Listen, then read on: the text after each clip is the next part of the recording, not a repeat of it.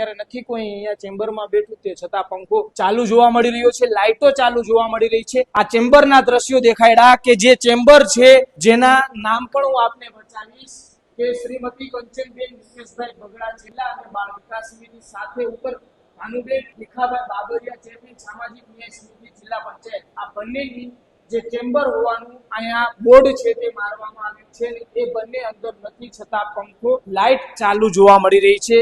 અને જે ખર્ચ અહીંયા દેખાડવામાં આવ્યો તે ખર્ચ પણ હું આપને સંભળાવીશ કે જિલ્લા પંચાયત દ્વારા કચરો સાફ કરવા માટે 12 લાખ રૂપિયાનો ખર્ચ છે તે દેખાડવામાં આવ્યો છે। પ્રિન્ટર શાખા રેકોર્ડ કોમ્પ્યુટર એક જગ્યાએથી બીજી જગ્યાએ સ્થળાંતર કરવા માટે થઈને પણ 12.23 લાખનો ખર્ચ છે તે દેખાડવામાં આવ્યો છે।